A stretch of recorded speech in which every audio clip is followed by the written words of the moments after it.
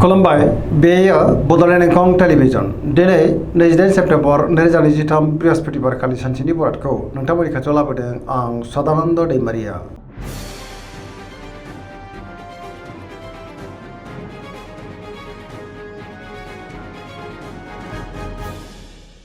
सिगां फरायनो लादों मेष राशि गिबि हांखो अ ल दिनैनि साना जोबोर मोजां सुथुरखौ दिनै गोरलैयैनो फेजेननो हागोन जेरावबो देरहासारगोन जेनिबो आंखाल जानाय नङा मोनफ्रोमबो बिथिङावनो जाफुंसारनो हागोन। गुबुननि थाखाय दिनै गोबां मोजां खामानि मावनानै होनोबो हागोन बहाबा दावबायनो एबा हान्थिनो खाबु मोनगोन आरो मोजाङैनो हान्थिनोबो हागोन मावनो लानाय खामानिखौ थि समावनो आरो गोरलैयैनो मावफुंनोबो हागोन। गोसोआ दिनै जोबोर खुसि जागोन देहाया मोजाङैनो थागोन अब्लाबो नाथाय जानाय लोंनायाव सांग्रां जानांगोन। बहानिफ्रायबा मोजां खौरां मोननोबो हागौ रांखावरियाव मोजां बेफार फालांगियावबो दिनै जोबोर मोजां मुलाम्फा मोननो हागोन आरो आयाबो बांनो हागौ। न'खराव अननानै फैगोन बिमा बिफानि अननायफोरखौ दिनै मोननो हागौ बिसि फिसायनि गेजेराव अनलायनाया बांगोन। गुबुननि गोसोखौ दिनै गोरलैयैनो बोनोबो हागोन गोसोनि बोलोआबो दिनै बांनो हागौ समाजाव बयजोंबो मान होजागोन। सेंग्रा सिख्लाफ्रा गावबा गावनि गोसोनि साननायखौ फोरमायलायनोबो हागोन आरो गोसोआ दिनै जोबोर रमान्टिकबो जानोबो हागौ। फरायसाफ्रा दिनै फरायनायाव गोसो दुंखांगोन आरो मोजां फिथाइ मोनगोन पजिटिभ एनार्जिनि गोहोम गोग्लैनोबो हागौ।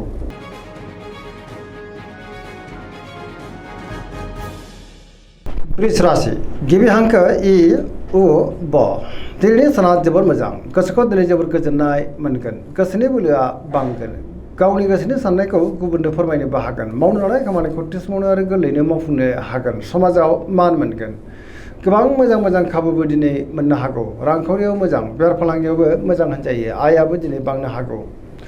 न'खराव बिसि फिसायनि गेजेराव अनलायनाय फैगोन सोरजोंबा दिनै बाख्नाय जानोबो हागौ देहाया मोजाङै थागोन अब्लाबो नाथाय जानाय लोंनायाव सांग्रां जानांगोन लोगोफोरनिफ्राय हेफाजाब मोननोबो हागौ। गोसोनि साननायफ्रा दिनै मोगथाङाव जाफुंगोन पजिटिभ एनार्जिनि गोहोम गोग्लैनोबो हागौ।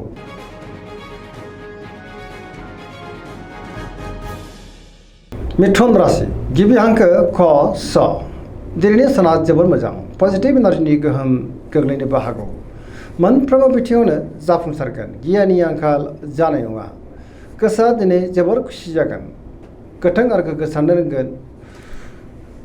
लाइमोनफ्रा जोबोर रमान्टिक जागोन आरो गावबा गावनि गोसोनि साननायखौ फोरमायलायनोबो हागोन देहाया दिनै मोजाङैनो थागोन रांखावरियाव मोजां बेफार फालांगियावबो मोजां होनजायो। न'खराव अननानै फैगोन बिमा बिफानिफ्राय अननाय आरो बोरखौ दिनै मोननो हागौ मावनो लानाय खामानिखौ थि समावनो आरो गोरलैयैनो मावफुंनोबो हागोन सोरजोंबा बाख्नाय जानोबो हागौ। गुबुनजों दिनै मोजां सोमोन्दो लाखिनोबो हागोन लाइमोनफ्रा मोजां खौरां मोननोबो हागौ आरो पजिटिभ एनार्जिनि गोहोम गोग्लैगोन।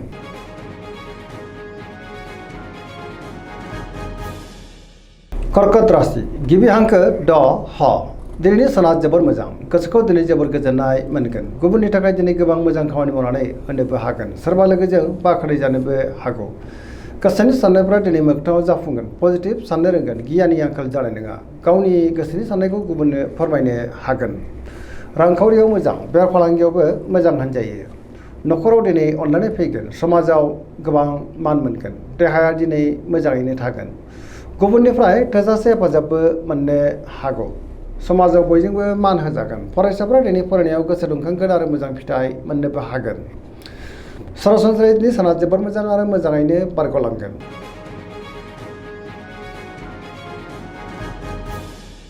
सिंह राशि गिबि हांखो म थ दिनैनि साना मोजां आरो गाज्रिनि गेजेरजों बाबेलांनो हागौ गोसोआ दिनै जोबोर उसुखुथु जागोन आरो गिलुं जानो हागौ। नेगेटिभ साननाय फैगोन गोसोनि साननायफ्रा देबर नांनोबो हागौ मावनो लानाय खामानिखौ मावफुङोब्लाबो माबा नङा माबा मोनसे गोरोन्थि मावफ्लांनोबो हागौ। समाजाव लोगो लेवा बांगोन सोरबा लोगोनिफ्राय हेफाजाब लानांनोबो हागौ बहाबा दावबायनो एबा हान्थिनो खाबु मोनगोन। रांखावरियाव बारा मोजां नङा नाङा फाङा खरसाया बांनो हागौ बेफार फालांगियावबो दिनै बारा मोजां नङा होनजायो। गोसोनि साननायखौ दिनै गुबुननो फोरमायनो हागोन न'खराव अनलायनाय फैगोन समाजावबो मान मोननो हागौ। गुबुननि गोसोखौ नाथाय बोनो गोब्राब जागोन देहाया मोजाङै थायोब्लाबो जानाय लोंनायाव सांग्रां जानांगोन। गोबां मोजां खाबुफ्रा दिनै आखाइनिफ्राय बारग'लांफिननोबो हागौ आरो नेगेटिभ एनार्जिनि गोहोम गोग्लैनोबो हागौ।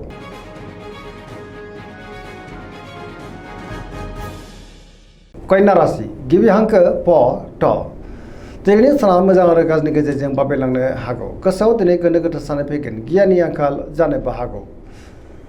रांखावरियाव मोजां अब्लाबो नाथाय खरसायाबो बांगोन। बेफार फालांगियाव मोजां होनजायो। देहाया दिनै बारा मोजां थानाय नङा। गोबां रोखोमनि देहायारि जेंनाजों मोगा मोगि जानोबो हागौ आरो जानाय लोंनायाव सांग्रां जानांगोन। गोबां मुंदांखा सुबुंजों दिनै लोगो मोनज्लायनोबो हागौ। गोबां खामानियाव मुखुबबो थानांनो हागौ।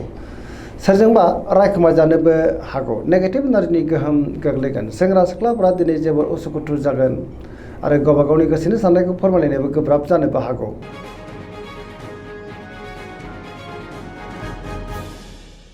तुला राशि गिबि हांखो र थ दिनैनि साना जोबोर मोजां। गोसोखौ दिनै जोबोर गोजोननाय मोनगोन। मोनफ्रोमबो बिथिङावनो जाफुंसारनो हागोन। गोसोनि बोलोआ बांनो हागौ। गावनि गोसोनि साननायखौ दिनै गुबुननो फोरमायनोबो हागोन। मावनो लानाय खामानिखौ मावफुंनो हागोन। देहाया मोजाङै थागोन अब्लाबो नाथाय जानाय लोंनायाव सांग्रां जानांगोन। न'खराव अनलायनाय फैगोन। बिसि फिसायनि गेजेराव मोजां सोमोन्दो थागोन। समाजावबो दिनै मान मोननो हागौ। बेफार फालांगियाव दिनै जोबोर मोजां आरो रांखावरियावबो मोजां होनजायो। गुबुनजों मोजां सोमोन्दो लाखिनो हागोन। लोगोफोरनिफ्राय थोजासे हेफाजाबबो मोननो हागौ। गोदान थांखि लानो रोंगोन। सेंग्रा सिख्लाफोरा दिनै जोबोर रमान्टिक जागोन आरो गावबा गावनि गोसोनि साननायखौ फोरमायलायनोबो हागोन।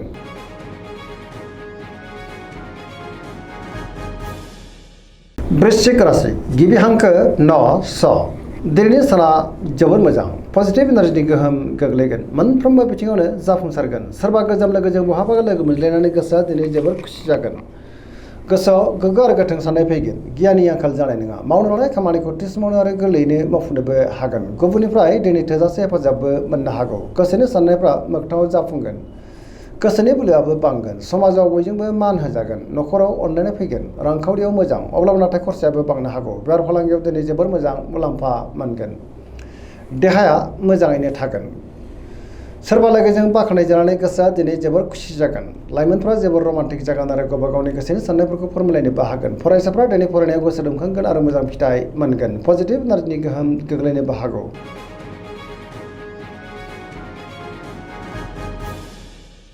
धनु राशि गिबि हांखो ध फ भ दिनैनि साना जोबोर मोजां। गोसोखौ दिनै जोबोर गोजोननाय मोनगोन। मोनफ्रोमबो बिथिङावनो जाफुंसारगोन। गियाननि आंखाल जानाय नङा। मावनो लानाय खामानिखौ थि समावनो गोरलैयैनो मावफुंनो हागोन। माब्लाबा माबा मोनसे मोजां खौरां मोननोबो हागौ। गोसोनि साननायफ्रा दिनै मोगथाङाव जाफुंनोबो हागौ। रांखावरियाव मोजां अब्लाबो नाथाय खरसायाबो बांनो हागौ। बेफार फालांगियाव मोजां होनजायो। समाजाव मान मोनगोन। बहाबा दावबायनो एबा हान्थिनो खाबु मोनगोन आरो मोजाङैनो हान्थिनोबो हागोन। देहाया मोजाङैनो थागोन अब्लाबो नाथाय जानाय लोंनायाव सांग्रां जायोब्ला गाहाम। गुबुनजों मोजां सोमोन्दो लाखिनोबो रोंगोन। सिगांनि बबेबा आद्रा खामानियाबो दिनै मावफुंजानो हागौ। न'खराव बिदा फंबायनि गेजेराव मोजां सोमोन्दो थागोन। सोरबा लोगोनिफ्राय मोजां खौरां मोननानै गोसोआ दिनै जोबोर खुसि जागोन। लाइमोनफोरा गावबा गावनि गोसोनि साननायखौ फोरमायलायनो हागोन आरो रमान्टिक जागोन।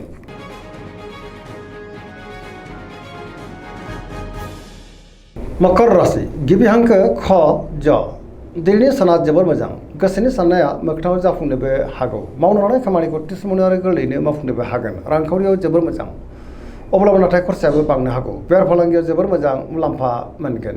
बहाबा थाङोब्ला दिनै जोबोर मोजां आरो मोजाङैनो हान्थिनोबो हागोन। गियाननि आंखाल जानाय नङा। गोग्गो आरो गोथों साननो रोंगोन। गोबां मुंदांखा सुबुंजों दिनै लोगो मोनज्लायनोबो हागौ। गुबुनजों मोजां सोमोन्दो लाखिनोबो हागोन। मोनफ्रोमबो बिथिङावनो जाफुंसारगोन। गोदान खामानियाव आखाइ होजेननो हागोन।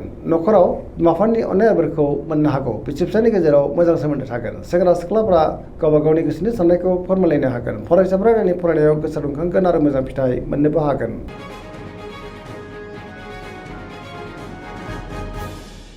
कुम्भ राशि गिबि हांखो ग स दिनैनि साना मोजां आरो गाज्रिनि गेजेरजों बाबेलांनो हागौ। गोसोआव गोनो गोथो साननाय फैनोबो हागौ। गियाननि आंखाल जानोबो हागौ। समाजाव मान मोनगोन। गोबां मुंदांखा सुबुंजों दिनै लोगो मोनज्लायनोबो हागौ।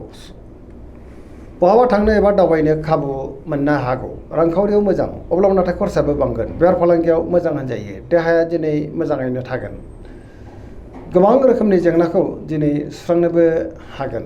सोरबा लोगोनिफ्राय थोजासे हेफाजाबबो मोननो हागौ। अब्लाबो नाथाय नेगेटिभ एनार्जिनि गोहोमबो गोग्लैनो हागौ। गोसोनि साननायफ्रा देबर नांनोबो हागौ आरो नेगेटिभ एनार्जिनि गोहोम गोग्लैगोन।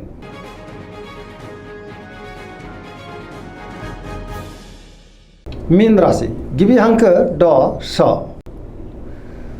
दिनैनि साना जोबोर मोजां गुबुनजों मोजां सोमोन्दो लाखिनो रोंगोन मोनफ्रोमबो बिथिङावनो जाफुंसारगोन गोसोआव दिनै पजिटिभ साननाय फैगोन गोथों आरो गोग्गो साननो रोंगोन गियाननि आंखाल जानाय नङा गोसोनि बोलोआ दिनै बांनो हागौ गावनि गोसोनि साननायखौ गुबुननो फोरमायनोबो हागोन देहाया मोजाङै थागोन रांखावरियाव मोजां अब्लाबो नाथाय खरसायाबो बांनो हागौ बेफार फालांगियाव मोजां होनजायो सोरजोंबा बाख्नायजानो हागौ लाइमोनफोरनि गोसोआ दिनै जोबोर रमान्टिक जागोन आरो गावबा गावनि गोसोनि साननायफोरखौ फोरमायलायनो हागोन गुबुनजों मोजां सोमोन्दो लाखिनोबो रोंगोन फरायसाफ्रा दिनै फरायनायाव गोसो दुंखांगोन आरो मोजां फिथाइ मोननोबो हागोन पजिटिभ एनार्जिनि गोहोम गोग्लैगोन सरासनस्रायै दिनै साना जोबोर मोजां आरो मोजाङैनो बारग'लांगोन